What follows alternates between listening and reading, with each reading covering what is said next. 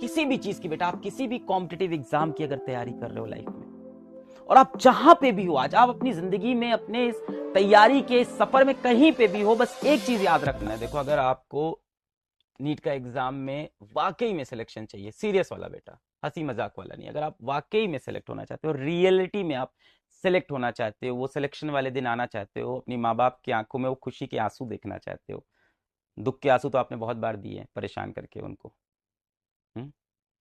और आपकी आंखों में आंसू होता है तो उनको दर्द होता है, उनको आपने तकलीफ के आंसू बहुत दिए हैं। अपने माँ बाप को रोता हुआ देखकर एक ही वक्त खुशी होती है बेटा, जिस दिन वो इसलिए रोए कि उनके बेटे ने, उनकी बिटिया ने जिंदगी में मचा दिया, उस दिन बुरा नहीं लगता बेटा। कभी आपके माँ बाप कभी भी घर के अंदर कभी उनकी आंख में आंसू आ जाए ना, आपको सबसे ज्यादा दर्द होता है। इस जीवन में सबसे पेनफुल चीज क्या है? इस जीवन में सबसे दर्दनाक चीज बेटा ये नहीं है कि कोई लड़की आपको छोड़ के चली गई। इस जीवन की सबसे दर्दनाक चीज ये नहीं है कि आपके पास कोई महंगा फोन नहीं है। इस जीवन की सबसे दर्दनाक चीज ये नहीं है कि आप किसी एग्जाम में फेल हो गए। इस जीवन की सबसे दर्दनाक चीज है कि जब आप जवान हो, आपके हाथ पैर चल रहे हों और आपके माँ बाप आपकी वजह से रो रहे हो, आपकी माँ बाप की आंख में आंसू हो और उसका कारण आप हो बेटा।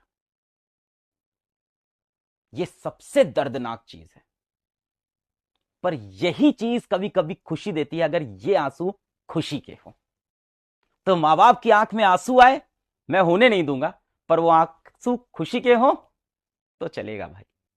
अगर आप चाहते हो वो मोमेंट लाइफ में क्रिएट करो बेटा, नीट एग्जाम में क्रिएट करो। एग्जाम में सेलेक्ट होना ना होना एक बात है, पर उसके लिए आप अपनी तरफ से 100% दिए हो कि नहीं, ये बहुत इंपॉर्टेंट है। जितने बच्चों का नीट का एक बैच में हो, कोई बच्चा यहाँ पे हो सकता है ऐसा हो जो 2 बैच ले रखा हो, जेई की तैयारी भी कर रहा हो, कोई बच्चे ऐसे होंगे जो यहाँ पे बोर्ड्स की तैयारी भी कर रहे होंगे।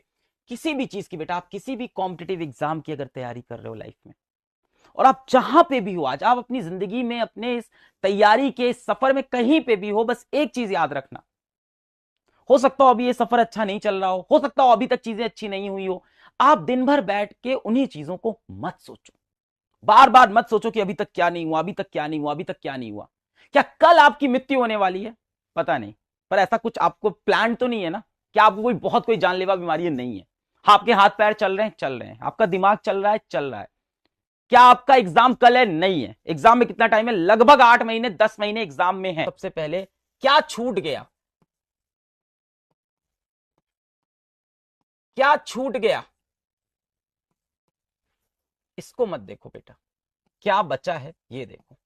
आप अभी इसी वक्त पे बेटा set time T is equals to 0।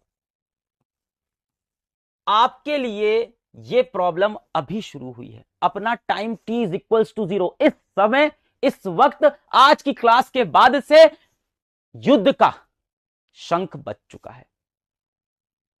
कोई बात नहीं, कोई बात नहीं। पिछली बार शंख बजा था, आप नहीं लड़ पाए थे, फिर से एक बार युद्ध का शंख आज बज चुका है। Set time T is equals to 0 अभी कर दे भाई, और दिल से यार, सच्चाई से, ईमानदारी से। जब ईमानदारी ना आए भाई, माँ बाप के बारे में सोच, दिल में ईमानदारी अपने आप आ जाएगी यार।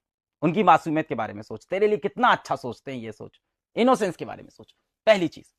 दूसरी चीज बेटा, क्लास नहीं छोड़नी है। क्लास नहीं छोड़नी है। आंधी आए, तूफान आए, बरसात हो जाए, बाढ़ आ जाए, क्लास नहीं छोड़नी है। क्लास छोड़ दी, एग्जाम छोड़ दिया, ये दिमाग में डाल लो। आप जब एक दिन क्लास छोड़ रहे हो तो आप ये समझना आप कंपटीशन में कितना पीछे जा रहे हो बेटा। क्लास बिल्कुल नहीं छोड़नी है। तीसरी चीज बेटा, डीपीपी नहीं की सिलेक्शन नहीं होगा। और चौथी आखिरी चीज, टेस्ट। टेस्ट दिया तो सिलेक्शन कंफर्म। एक और चीज होती है, बहुत इंपॉर्टेंट होती है, बहुत ज्यादा इंपॉर्टेंट होती है, विच इज रिवीजन, जो कि आप में से कोई नहीं कर रहा होगा बेटा। मैं दावे के साथ कह रहा हूं, आप में से सिर्फ 10% बच्चे होंगे जो रिवाइज कर रहे होंगे बेटा।